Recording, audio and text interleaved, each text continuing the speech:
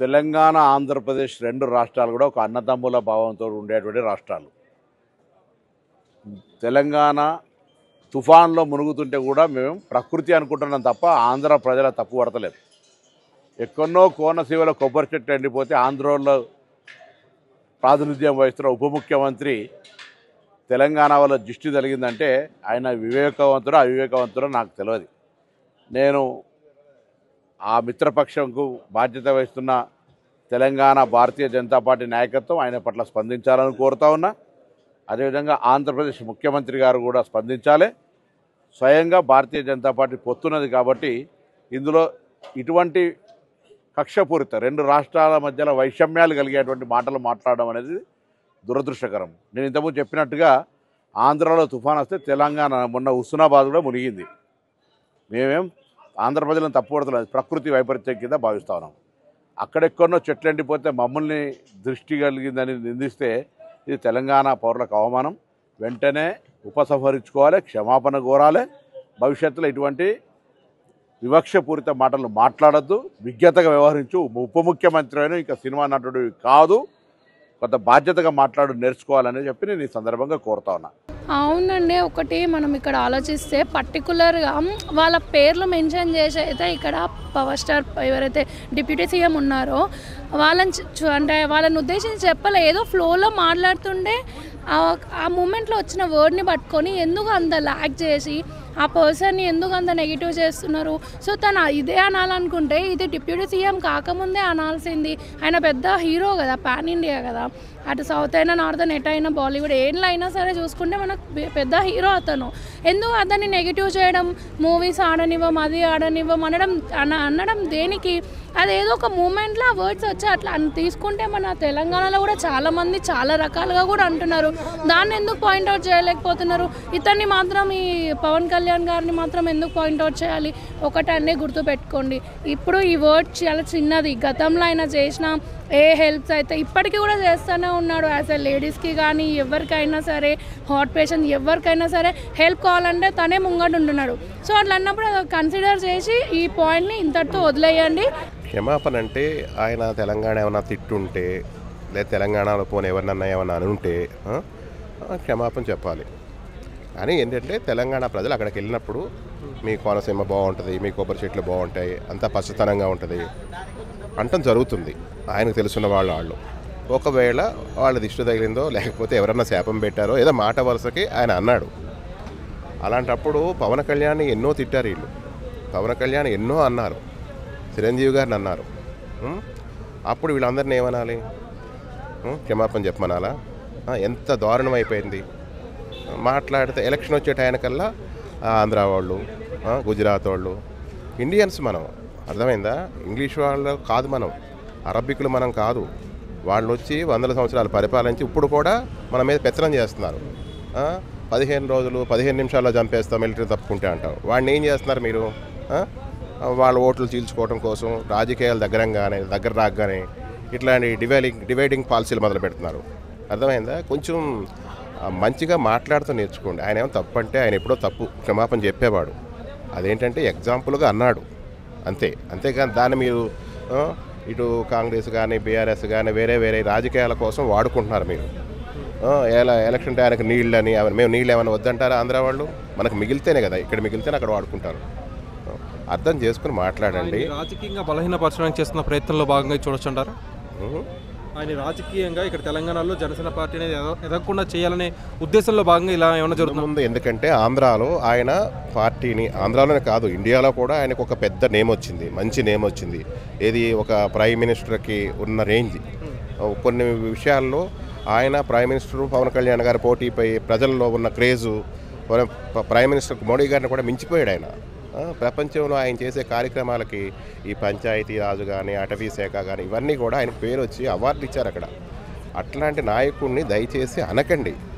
మీరు చాలామంది రాజకీయాల్లో ఎందుకు వస్తున్నారంటే ఏదో ఇంతో అంతో సంపాదించుకుందామని, ఏదో కూడగట్టుకుందామని చెప్పి వస్తున్నారు. అట్లాంటిది ఆయన అలా కాదు, ఆయన సొంత డబ్బులే ఆయన ఖర్చు పెడుతున్నారు, ప్రజాసేవ చేస్తున్నాడు అతను. ఒక్కసారి మీ గుండెల మీద ప్రమాణం చెప్పండి, అర్థమైందా? ఆయన ఎట్లాంటి నాయకుడు అందరికీ తెలుసు. గుర్తుపెట్టుకో. గతంలో అనేకసార్లు తెలంగాణలో విపత్తులు వచ్చినప్పుడు కూడా ఆయన సొంత డబ్బు కూడా ఇక్కడ సహాయం చేస్తున్నారు. తెలంగాణ పార్టీ పుట్టిందే తెలంగాణలో, కొండగట్టు ఆంజనేయ స్వామి సాక్షిగా. దయచేసి ఇట్లాంటి వ్యవహారాలు చేయకండి. మనం ఇంగ్లీష్ వాళ్ళం కాదు, అరబికులు కాదు, అర్థమైందా? రజాకార ఉద్యమం వచ్చింది, వాళ్ళు రాక్షసత్వంగా ఎందరినో చంపేశారు, అప్పుడు ఏం పీకారు? మళ్ళీ వాళ్ళతోనే సావాసాలు చేస్తున్నారు. నిజాం నిరంకుశ పాలన ఎవరు చేశారు? మళ్ళీ వాళ్ళతోనే మీరు సావాసాలు చేస్తున్నారు. 15 నిమిషాలు మిలిటరీ తప్పుకుంటే చంపేస్తామంటారు, వాళ్ళతోనే సావాసాలు చేస్తున్నారు మీరు. దయచేసి ఆ వ్యక్తిని అనకండి. మన హిందూ ధర్మం, సనాతన ధర్మం కోసం పోరాడుతున్నాడు, ప్రజల కోసం, కులం కాకుండా మతం కాకుండా అందరం కలిసిమెలిసి బతకాలి అన్న ఉద్దేశంతో ఆయన సేవలు చేసుకుంటా పోతున్నాడు. ఆంధ్రాలో ఇవాళ ఎంతో అభివృద్ధి చెందుతుంది. ఎందుకని?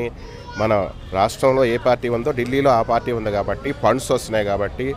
ఇంకొకటి కూటమి చంద్రబాబు నాయుడిని, బీజేపీని అన్నింటినీ కలిపాడు కాబట్టి ఆయన మాట చెల్లుతుంది. ఆయన ఇవాళ చిన్న నాయకుడు కాదు, డిప్యూటీ సీఎం లేకపోతే ఇలా మీరేదో మాట్లాడుతున్నారు. ఆయన శాసిస్తేనే ఇవాళ ఢిల్లీ గవర్నమెంట్ కూడా పరిపాలన చేస్తుంది, అది గుర్తుపెట్టుకోండి. మిమ్మల్ని ఎవరిని తిట్టేలా, తెలంగాణ తిడితే మేము మురుకోం, ఎందుకు తిట్టాం? మేము పెరుగుతుంది ఇక్కడే, అర్థమైందా? అలాగే ఇప్పుడు కేసీఆర్ కుటుంబం కూడా ఒకప్పుడు విజయనగరంలో పుట్టిన వంశీకులే వాళ్ళు, తాత ముత్తాతల నాడు కరీంనగర్ వచ్చి సెటిల్ అయ్యారు వాళ్ళు. అవి కూడా మీకు ఫ్లాష్ బ్యాక్లకు వెళ్ళండి, అర్థమైందా? మీరు ఎన్ని సినిమా వాళ్ళని ఎన్ని అరాచ్మెంట్లు చేశారో తెలుసు కేటీఆర్ గారు, అర్థమైందా? మాట్లాడితే ఎలక్షన్ వచ్చేపాటికి ఆంధ్ర వాళ్ళు, గుజరాత్ వాళ్ళు, తమిళనాడు వాళ్ళు, కర్ణాటక వాళ్ళు ఇట్లా అంటాం కాదు. మరి మీ పార్టీ అన్ని చోట్ల పోటీ చేయొచ్చా? అది కరెక్టా? మీరు ఆంధ్రాలో కూడా పెడదాం అంటున్నారు, ఆంధ్ర వాళ్ళని తిట్టి, ఆంధ్ర వాళ్ళని కొట్టి, ఆంధ్ర వాళ్ళని విమర్శించి అక్కడ కూడా పెడదాం. ఇది కరెక్ట్ కాదు. దయచేసి పాల్తు రాజకీయాలు చేయకండి, ఉన్న విషయాలు మాట్లాడండి. ఆయన తిట్టి గిట్టి ఉంటే ఇక్కడ మేము పెరుగుతున్నాం, మాకు ఇష్టం ఉండదు, అర్థమైందా? నాకు తెలంగాణ ప్రాణం, తెలంగాణ ఇష్టం నాకు, అర్థమైందా? అంటే ఇక్కడ నేను ఉన్నాను కాబట్టి, ఉన్నా లేకపోయినా తెలంగాణ అంటే అభిమానం, అది వేరే. ఆయనకి ప్రాణం, అసలు తెలంగాణ అంటేనే ఆయనకి ప్రాణం. అక్కడ ఉన్న సందర్భాన్ని బట్టి ఆ వాక్కు చాతుర్యంతో ఏదో మాట్లాడాడు తప్ప తెలంగాణను ఏమి అనలేదు. ఆయన అనడో, ఆయనకు చాలా ఇష్టం. సార్ ఆఖరి ప్రశ్న, వచ్చే ఎలక్షన్స్లో కూడా కూటమి విజయం సాధిస్తుందా, లేకపోతే మళ్ళీ వైఎస్సీపీ వచ్చే అవకాశాలు ఏమైనా కనిపిస్తున్నాయా? ఇప్పుడు ముఖ్యంగా వీళ్ళకి ప్రాబ్లం ఏంటంటే రానున్న ఎలక్షన్లో ఇక్కడ కూటమి పోటీ చేయొచ్చు. కూటమి పోటీ చేస్తే వీళ్ళకి ప్రాబ్లమ్స్. ఇక్కడ కూటమి కలిసి పోటీ చేస్తే నాకు తెలిసి కూటమి విన్ అవుద్ది తెలంగాణలో. అవి జరుగుతుంది, ప్రజల్లో ఆ యొక్క లోతుగా వెళ్ళిపోతుంది అదంతా. ఎందుకంటే ఆల్రెడీ ఇప్పుడు మన బీజేపీ ఎన్డీఏ గవర్నమెంట్ ఎక్కడెక్కడ ఉందో ఆ రాష్ట్రాలన్నీ చాలా అభివృద్ధి చెందుతున్నాయి. అందుకారణంగా ప్రజల్లో కూడా మార్పు వచ్చింది. మన దేశాన్ని అభివృద్ధి చేసుకోవాలంటే ఢిల్లీలో ఏముందో గల్లీలో కూడా అదే పార్టీ ఉంటే అది డెవలప్ అవుద్ది. ఇక్కడ తెలంగాణలో కాంగ్రెస్కి బీఆర్ఎస్ పార్టీకి ప్రత్యామ్నాయంగా బీజేపీ, జనసేన, టీడీపీ కూటమి బలపడుతుందంట. కంపల్సరీ 100%. ఎందుకంటే ఒకప్పుడు చంద్రబాబు నాయుడు డెవలప్ చేశాడు ఇక్కడ మన తెలంగాణని. ఇవాళ హైటెక్ సిటీ అంటే చంద్రబాబు నాయుడు, పవన్ కళ్యాణ్ గారికి విప్లవ భావాలు, దేశభక్తి ఇవన్నీ ఉన్నాయి. అలా తెలంగాణను కూడా ఆంధ్రా కన్నా ఇంకా ఇదిగా డెవలప్ చేయాలన్న ఉద్దేశం వాళ్ళకు ఉంది, చేస్తారు. నాకు తెలిసి నెక్స్ట్ రానున్న రోజుల్లో కూటమి ఇక్కడ రావచ్చు. ఎవరి ప్లాన్లు ఏముండవు, గేమ్ ప్లాన్లు ఏమి లేవు. ప్రజా మార్పు ఇది. ఒకప్పుడు ప్రజల కాదు, ఇప్పుడు వీళ్ళు, అర్థమైందా? ప్రజల్లో మార్పు వచ్చింది. ప్రజలే దేశం కోసం ఒక ఐక్యతగా ఉంటున్నారు. 100% గెలవడానికి కూడా చాలా అవకాశాలు ఉంటాయి. అందుకే ఇప్పటి నుంచే పవన్ కళ్యాణ్ గారినో, చంద్రబాబు నాయుడునో, ఇంకా ఎవరినెవరినో ఇలా విమర్శించి టార్గెట్లు చేస్తే వాళ్ళ పార్టీలకి మనుగడ ఉంటుందని చెప్పేసి వాళ్ళ ఉద్దేశంతో ఇట్లాంటి కార్యక్రమాలు మొదలు పెడుతున్నారు. అదే ఆయన ఏమన్నాడంటే, ఇది ఆంధ్రాకి ఈ విధంగా ప్రాజెక్టులు కానీ డెవలప్మెంట్ కానీ పోతుంది, ఇది దీని మీద తెలంగాణ కళ్ళు పడే అన్నాడు. ఏమన్నాడు వాళ్ళందరికీ అయ్యేదని. కానీ అలా ఎందుకు అన్నాడైతే అర్థం కాల. అది అలా అనడం అయితే కాస్త రాంగ్, ఏది చూసుకోవాలన్నమాట. ఎందుకంటే తెలంగాణ అయినా ఆంధ్ర అయినా ఒకటే కదా, అంతా ఎక్కడైనా ఒకటే. దేశంలో ఉన్నప్పుడు ఎక్కడైనా ఒకటే. కాబట్టి ఏంటంటే దేశం క్షేమం కోసం చూసుకునేవాళ్ళు ఒక రాష్ట్రాన్ని తక్కువ చేసి కానీ కళ్ళు పడ్డానికి అనకూడదట. ఏదో తెలుసో తెలుగు ఆయన ఏదేదో కామెడీగా ఆ సిచ్యువేషన్ తగ్గట్టు అదేదో కామెడీగా అన్నాడు అంతే. కానీ కామెడీని సీరియస్ చేశాడు. కాబట్టి అదేదో కామెడీగా అనేసాడు, అయిపోయింది. అన్నదానికి ఆయన చెప్తాడు, ఆయన ఖచ్చితంగా ఆయన అంటాడు, నన్ను క్షమించండి నా ప్రజలు కానీ దేశంలో ఉన్న వాళ్ళు నన్ను క్షమించండి అనే అంటాడు ఆయన ప్రతిసారి. కాబట్టి ఇంకేముంది చెప్పండి. కానీ ఇంకోసారి అనకుండా ఉంటే బాగుంటుంది. ఎందుకంటే తెలంగాణ అయినా ఆంధ్ర అయినా మారుమూల గ్రామం అయినా ఎక్కడైనా సరే, మారుమూల జిల్లా అయినా గ్రామం దేనైనా సరే ప్రతి దాన్ని ప్రేమించాలి అంతేగాని నేను ఆంధ్రాలో ఉంటా తెలంగాణ అంటే నాకు అసహ్యం, నేను తెలంగాణలో ఉంటా ఆంధ్ర అంటే నాకు అసహ్యం, ఆడ మారుమూల జిల్లా అంటే నాకు కోపం అంటే జరగదనమాట. నువ్వు దాన్ని ప్రేమించాలా, ఆ భాషని ప్రేమించాలా, ఆ స్లాంగుని, ఆ లాంగ్వేజ్ని, ఆ యాసని నువ్వు ప్రేమించాలా. అప్పుడైతే నువ్వు నిజంగా నువ్వు అందరి క్షేమం కోరుకున్నట్టు. కాబట్టి తెలంగాణని తిట్టుకోవడం, ఆంధ్రాని పొగడం, ఆంధ్రాని తిట్టుకోవడం, తెలంగాణ పొగడం కరెక్ట్ కాదు. అది అంతా ఒకటి ఈక్వల్. ఆల్ ఆర్ వన్ అనమాట. కాబట్టి ప్రతి భాషని ప్రతి యాసని ప్రేమించాల, ప్రతి జిల్లాని ప్రతి గ్రామాన్ని ఆ గ్రామంలో ఉన్న జనాల్ని ప్రేమించినప్పుడే నీకేమవుద్ది ఆ సినిమాలు ఆడతాయి. కానీ ఇవన్నీ ఒట్టటి మాటలే, ఆయన్ని ఎవరేం అనలేరు చేయలేరేమి. ఆయన సినిమాలు బాగానే ఆడతాయి, జనాలు పోతారు వస్తూ ఉంటారు. ఇవన్నీ ఏంటంటే అట్ట అవుతూ ఉంటాయి. అంతేగాని పెద్ద పెద్ద హీరోలు కానీ పెద్ద పెద్ద యాక్టర్లు కానీ పరిస్థితి బాగున్నారు కానీ ఎవడేం చేయలేడు ఇక్కడ. అదే అనమాట. వాళ్ళు ఏం చేసినా కూడా చెల్లుబాటు అవుద్ది. నువ్వు చూస్తూ ఉన్నాడే ఒక 2-3 డేస్ అట్టే అంటారు అంతే. ఆ తర్వాత మళ్ళీ ఏక్కోలు అయిపోద్ది. ఖచ్చితంగా అఖండ సినిమా రానే అయ్యి బొమ్మ గీ బొమ్మ మొత్తం పోద్ది, ఎక్కడిదక్కడ పోద్ది, మొత్తం ఏక్కోలు అయిపోద్ది. ఇది మళ్ళీ స్టార్ట్ అవుద్ది అనమాట. కాబట్టి ఏంటంటే పరిస్థితి బాగున్న వాళ్ళు ఏం మాట అని సాగిపోద్ది. కాబట్టి సరే అంటూ ఉంటారు పోతూ ఉంటారు. మనం ఏం చేయగలుగుతాం చెప్పండి, ఏం చేయలేం మనం. కొంతమంది ఫ్యాన్స్ ఏమన్నారంటే జనసేన పార్టీ తెలంగాణలో పాతుకుపోదామని చూస్తుంది, బలపడదామని చూస్తుంది, ఈ క్రమంలో పార్టీని బలహీనపరచడానికే ఇలా చేస్తున్నారు విమర్శలు అంటున్నారు.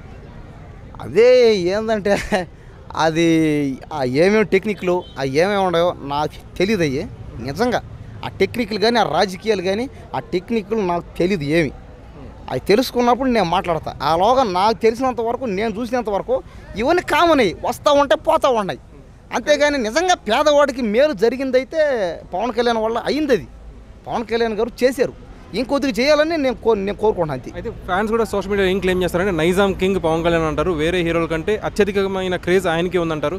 మీరు ఇక్కడ ఉండే వాసిగా నమ్ముతున్నారా ఆ కామెంట్స్ని? ఖచ్చితంగా. ఎందుకంటే పవన్ కళ్యాణ్ గారు ఆయన ఆ సినిమా కానీ ఆ సినిమాలు కాస్త అంత మాత్రం కూడా చూస్తారన్నమాట జనం. పవన్ కళ్యాణ్ కూడా ఆయన ఏం చేస్తున్నాడంటే ఆయన జనాలు ఖచ్చితంగా మనల్ని అభిమానిస్తున్నారు కాబట్టి సినిమాలు ప్రయత్నం చేస్తున్నాడు. ఆ సినిమాలు కొన్ని వర్కౌట్ అవుతాయి, కొన్ని కావు అంతే. కానీ సినిమా ప్రయత్నం చేస్తున్నాడు. అట్టనే మిగతా హీరోలు తక్కువేం కాదు.